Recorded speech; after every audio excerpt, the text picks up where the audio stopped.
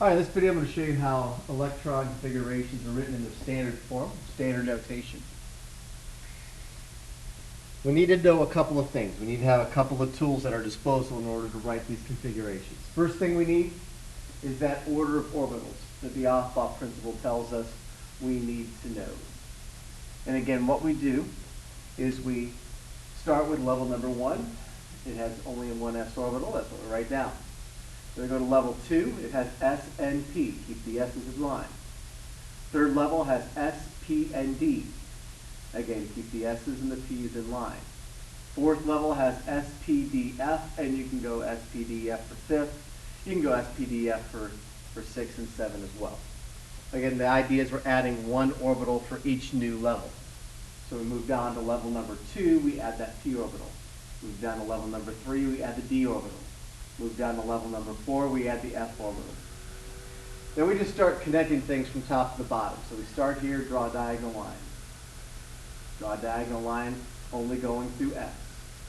Then p and s, p and s, dps, dps, fdps. So diagonal lines all the way down through. We just follow those arrows as we fill up the energy levels, we fill up these orbitals with electrons.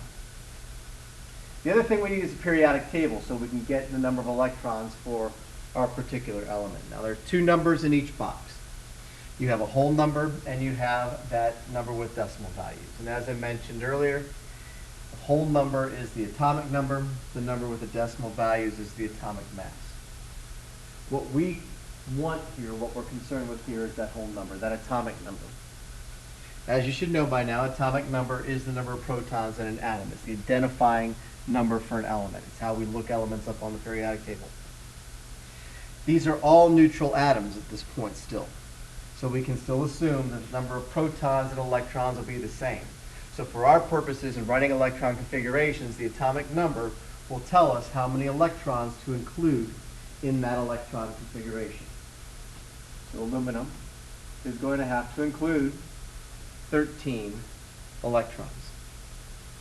Our job in writing the electron configuration is to put all those 13 electrons into their orbitals, the places where we're likely to find them. And what we're going to do is just follow our little table from lowest energy to highest energy until we've put all 13 electrons away. So for aluminum, 13 electrons. We're going to start at 1s, and we should know that an s orbital can hold a maximum of 2 electrons. So we'll write 1s2. It takes up that whole arrow. We move down to the next arrow, which tells us our next orbital is 2s. And again, s orbitals can hold 2 electrons. We've got 2 and 2. We've got 4 electrons done. We have 9 more of the 13 to go. Move down to the next arrow. It starts with 2p. And as we learned in the notes, p orbitals hold 6 electrons. There are actually 3 separate compartments. Each compartment can hold 2 electrons for a total of 6. So we put the next 6 electrons into 2p. So we have 6, 8, 10. 10 of our 13, we have 3 more to go. Follow the arrow. They go in 3s. We can only put 2 in there. Now we have 2 plus 6, that's 8. Plus 2 is 12. Or plus 2 is 10. Plus 2 is 12 more. 1 more to go. Go to the next arrow. It starts with 3p. This configuration tells us where we can expect to find the electrons in aluminum. We know on level 1, we expect to find 2 electrons in the s orbital. We know in level 2, we expect to find a total of 8 electrons, 2 of them in the s, 6 of them in the p. And then on level 3, we expect to find a total of 3 electrons divided up with 2 in the s orbital and 1 in the p orbital.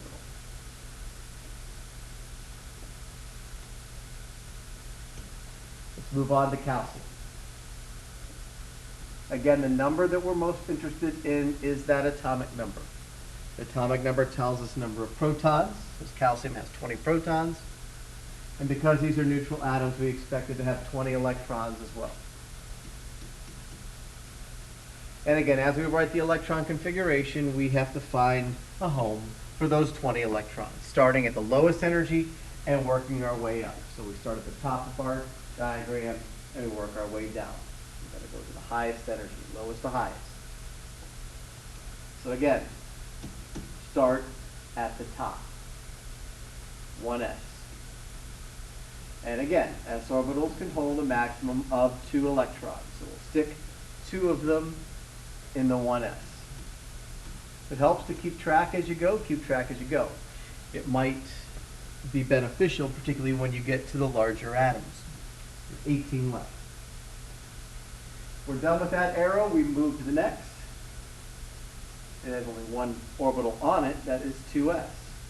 And again, it can hold 2 electrons. 16 more to go. Go to the next arrow. It starts with 2p. And again, p orbitals hold 6 electrons. So you can put 6 in there. 10 more to go. Follow the arrow. It takes us down to 3s. And again, s orbitals hold 2 electrons. Put 2 in there. 8 to go. On to the next arrow. The next arrow says we start with 3p. And again, a p orbital can hold 6 electrons. Only 2 to go. And it tells us those 2 electrons go in 4s. Because the s orbital can hold 2 electrons, we put both of them in there and we are done. And again, it breaks it down for us. Tells us that level 1 has 2 electrons in 1 orbital. That orbital being an s orbital. It tells us level 2 has a total of 2 and 6, 8 electrons in 2 orbitals, S and P. Level 3. Now here's where it gets interesting. Level 3 has 6 and 2, has 8 electrons. Now, we talked about this earlier. Level 3 can hold more than just 8 electrons. It can hold 18, but it has only 8. That's what this electron configuration is telling us. Those 8 electrons are divided up into 2 orbitals.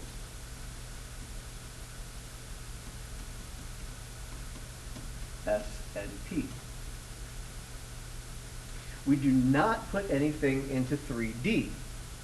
Because as the Aufbau principle told us, before we can put any electrons in a d orbital, we have to fill the s orbital on the next level. So we put 2 electrons in level 4.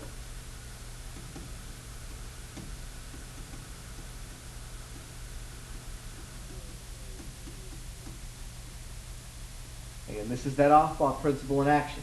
This is where that little table with arrows helps us out. We can't put anything into 3D until we've gone to 4s next. Then if we had to go further, as we will in nickel, we can go back to 3D again. Let's do the nickel electron configuration. Again, the number that's important to us is the 28. We have 28 electrons that we're going to have to put into our electron configuration. And again, we start at the top. 1s. And again, the s orbital holds 2. 26 more to go. That arrow's done. Go to the next arrow. There's only one thing on it. 2s. And again, it holds 2.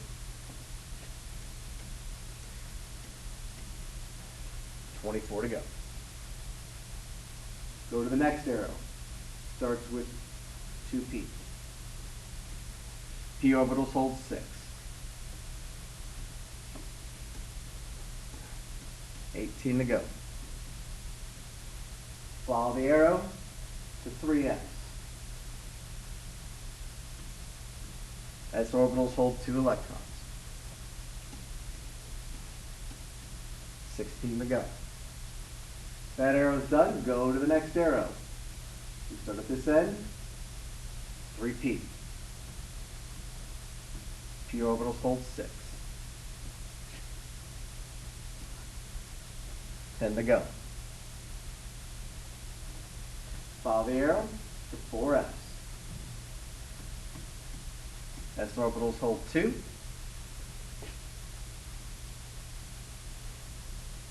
8 to go.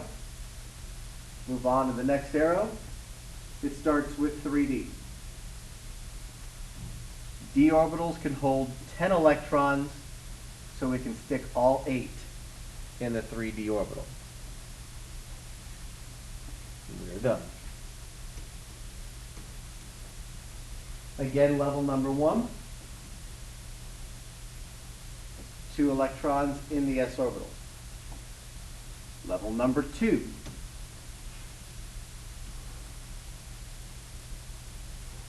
8 electrons divided up between 2 orbitals. Level number 3. This is where you have to be careful. It's everything with a 3 in front of it. Level 3 has 8, 6, and 2 for a total of 16 electrons, divided up in 3 orbitals, s, p, and d. And then finally, level 4 has 2 electrons in 1 orbital, the s orbital. They do have to be divided up like this. They do have to be written in that order from lowest to highest energy. So just be careful. Remember the big numbers, these are the energy levels. The little letters, those are the orbitals. And then the little numbers that you find written as exponents, those are the number of electrons. So again, big numbers, that's the level. The little numbers, those are the electrons. And the letters, those are the orbitals.